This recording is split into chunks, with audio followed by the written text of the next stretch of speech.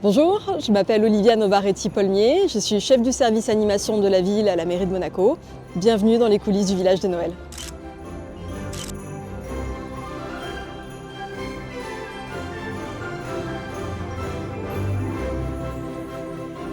Le service animation passe les premiers 6 mois de l'année en fait, à préparer les animations qu'il va y avoir tout au long de l'année.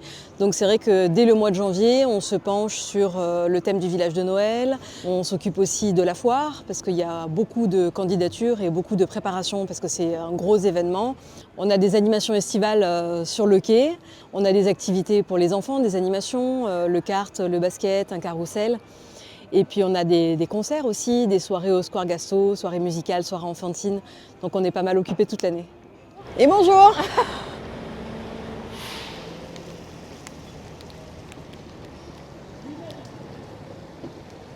Ah mais il s'est calé alors qu'il n'y a pas le marquage qui a été fait. Hein. Il est là, F? Oui, une marque. Celle qu'ils l'ont fait hier, il a dit. Oui, mais du coup il s'est déjà calé alors que rien n'a été fait. Ça, c'est le marquage pour les emplacements des stands. Alors, le casse-tête, en fait, il est au départ, quand on part d'une feuille vierge, avec un plan tout vide, et qu'il faut mettre un petit peu tout le monde. Donc, il faut réfléchir à l'emplacement qu'on va donner à chacun, pour que ce ne soit pas la même chose chaque année, pour qu'il y ait quand même un petit effet de surprise, un petit côté magique, mais que ça reste quand même cohérent. Donc, on ne mélange pas les zones alimentaires avec les chalets de vente. Bon, parfait. Tant qu'on peut s'arranger, qu'on peut bouger, c'est bien. Bon. Voilà. Bonne continuation. Vous aussi, à plus tard.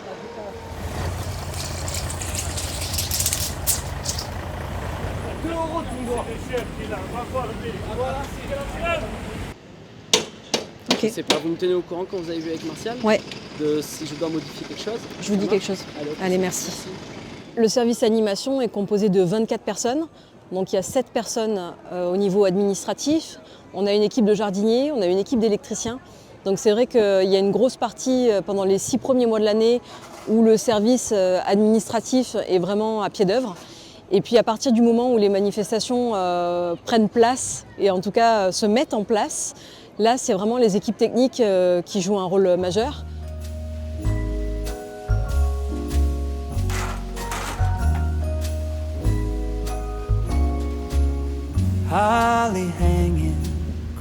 Donc nous dans le service animation, on a des jardiniers qui mettent en place tous les sapins et toute la végétation du village de Noël. On a des électriciens qui mettent en place toute la lumière, mais tout ça, ça ne peut pas être fait tant que tous les chalets ne sont pas montés. Donc on a vraiment besoin de travailler de pair, main dans la main avec le service technique et c'est important parce que sans eux on ne fait rien.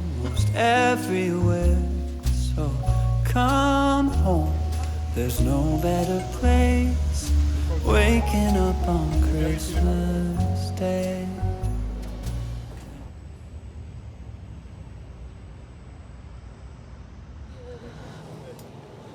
Bonjour. Moi ce qui est urgent c'est le chalet de Madame Mourou. Ah, ils allaient le faire dans la journée aussi.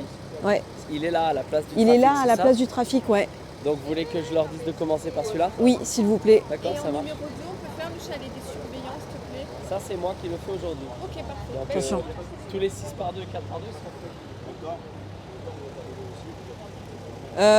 faits. Patrick, vous pouvez enlever le véhicule, s'il vous plaît, pour qu'il puisse passer par là. Merci. Juste après les chalets. Après? Juste après. Ouais, juste après. Donc de l'autre après les Oui, chalets. de l'autre côté. Derrière les chalets.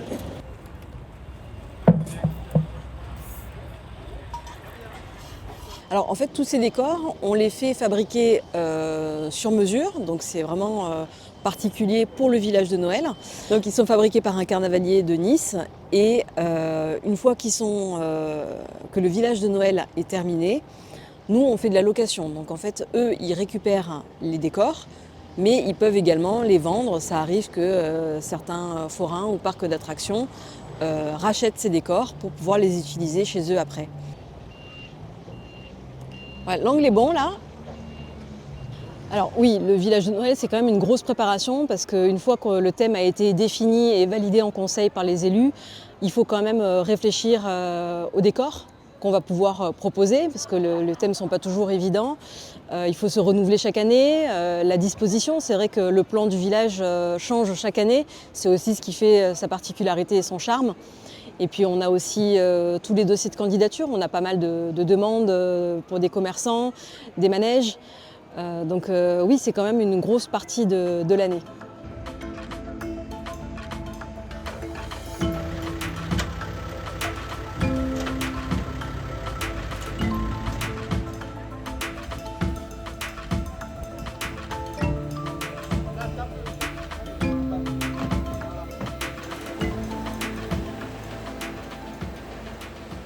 Pendant toute la durée du montage, les commerçants, les forains peuvent venir s'installer quand ils le souhaitent en fait, dans la journée. Ils n'ont pas de contraintes horaires, mais en fait on peut se permettre ça parce que le quai est surveillé. Donc H24, pendant les 15 jours de montage, nous avons des surveillants qui sont présents par rotation pendant toute la journée pour s'assurer en fait, qu'il n'y ait pas de dégradation, que ce soit pendant le montage ou même pendant l'exploitation du village de Noël. Au moins on est en toute sécurité.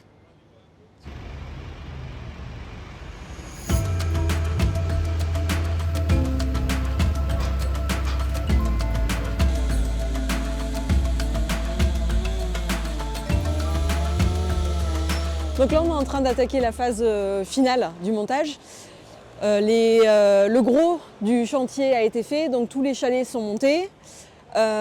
Tous les décors, ou presque, sont montés, il n'y a plus que la finalisation à faire. Et maintenant, on va attaquer l'arrivée de tous les commerçants, qui commence à partir d'aujourd'hui, progressivement. Entre aujourd'hui et demain, donc, les 21 stands commerces vont s'installer et les 21 stands alimentaires sont également en train de s'installer.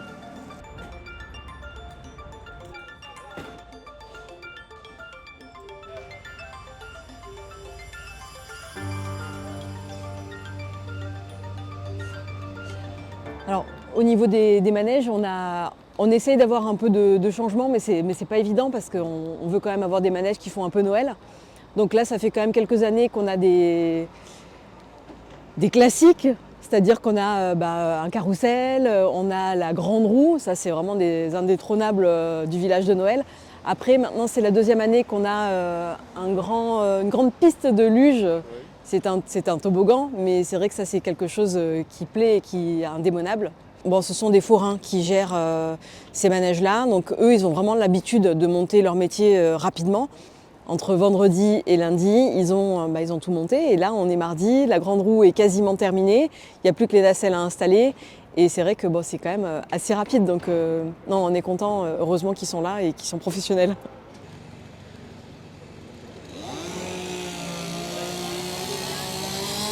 C'est une armoire, on a caché. Mais comme j'avais fait il y a 3 ans, j'avais mis des canisses noires en bois, vous savez. Il est dedans. Gros panneau, vous savez. Sinon, on le met en continuité ici. Alors, si on le cale de là et là. Ok. Alors, oui, c'est vrai que souvent, ils ont besoin de plus de place que ce qu'ils ont à l'intérieur du chalet. Donc, dans la mesure du possible, on essaie de les arranger. Le but, c'est qu'ils arrivent à travailler dans des bonnes conditions.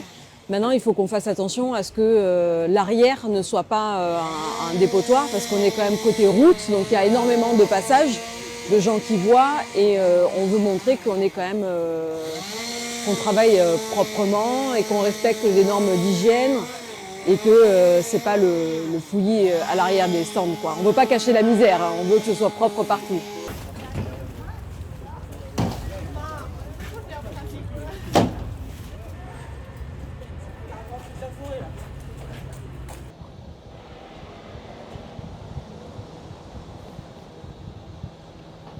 Il reste 24 heures avant que la commission technique de sécurité passe. On est en phase de finalisation, donc il y a encore pas mal de travail à faire. Les jardiniers doivent finir d'installer les bancs, les tables, quelques sapins. Il va falloir faire un gros coup de nettoyage parce qu'il y en a un peu partout et que c'est pas terrible. Et puis après c'est parti, hein. Là, les commerçants finissent de s'installer et on sera prêt pour ouvrir.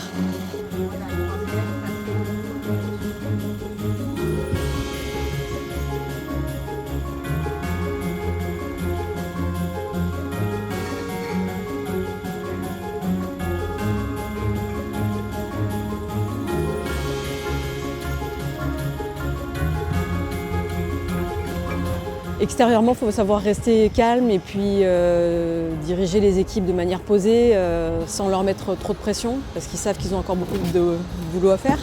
Bon, je suis confiante, c'est pas la première fois donc je sais qu'on va y arriver et que le résultat sera bien.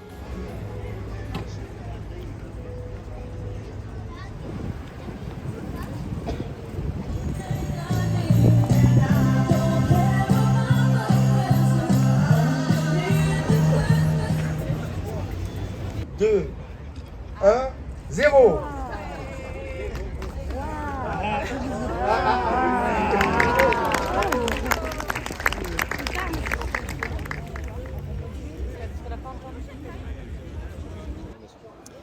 Alors déjà c'est un gros soulagement de voir ce village ouvert. On voit que les gens sont quand même plutôt contents de venir, plutôt contents de voir les décors. Bon, heureux parce que c'est aussi un retour un peu à la normale au niveau des fêtes de fin d'année. Donc c'est quand même, voilà, c'est une grosse satisfaction et un gros soulagement à ce niveau-là. C'est toute l'année. Je ne vous cache pas qu'en plein mois de juillet, ça m'arrive souvent d'écouter de la musique de Noël pour me mettre dans le bain et imaginer comment on peut agencer le prochain village.